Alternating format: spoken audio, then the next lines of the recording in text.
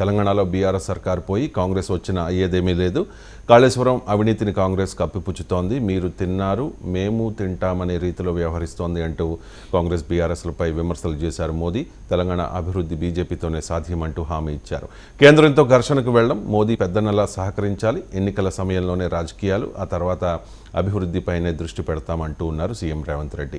5-6 నెలల తర్వాత ఈ సర్కార్ ఉండదు, మళ్ళీ మనదే అధికారం, పార్టీని వీడిన వారితో నష్టం లేదు, ఎన్టీఆర్ లాంటి నాయకుడికే ఒడిదుడుకులు తప్పలేదు, మన విలువేంటో ప్రజలకు ఇప్పుడు తెలుస్తోంది, కాంగ్రెస్ ప్రభుత్వంపై అవినీతి ఆరోపణలు మొదలయ్యాయి, రాబోయే కాలం మనదే అంటూ క్యాడర్ల ఉత్సాహం నింపే ప్రయత్నం చేశారు కేసీఆర్. వినోద్, ఈశ్వర్, నామా, మాలోద్ కవితలకు లోక్సభ టికెట్లు. బీఆర్ఎస్ తొలి జాబితాను ప్రకటించారు అధినేత కేసీఆర్. 4 స్థానాలకు లోక్సభ అభ్యర్థుల్ని ప్రకటించారు. కరీంనగర్ బోయినపల్లి వినోద్ కుమార్, పెద్దపల్లిలో కొప్పుల ఈశ్వర్, ఖమ్మంలో నామా నాగేశ్వరరావు, మహబూబాబాద్లో మాలోద్ కవితకు టికెట్లు ఇస్తూ ఉన్నట్టు ప్రకటించారు కేసీఆర్. ఇవాళ జయహో బీసీ సభ జరగబోతోంది. ఈ సభకు టీడీపీ అధినేత చంద్రబాబు, జనసేన అధినేత పవన్ కళ్యాణ్ హాజరవబోతూ ఉన్నారు.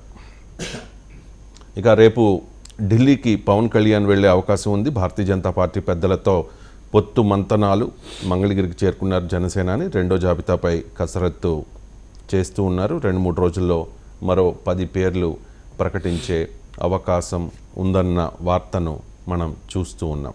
పవన్ను ఓడించేది టీడీపీనే. 2 గుంటనక్కల మధ్య పవన్ ప్రయాణం చేస్తూ ఉన్నాడు. 3% ఉన్న కామ సామాజిక వర్గానికి 30 సీట్లు ఇచ్చిన చంద్రబాబు, 20% ఉన్న కాపు సామాజిక వర్గానికి 24 సీట్లు మాత్రమే ఇచ్చాడు. డబ్బున్న వాళ్ళకే తెలుగుదేశం పార్టీలో టికెట్లు అంటూ కొడాలి నాని కామెంట్ చేసిన వార్తను చూడొచ్చు. ఇవి ప్రధాన వార్తలు. ఈ వార్తలపై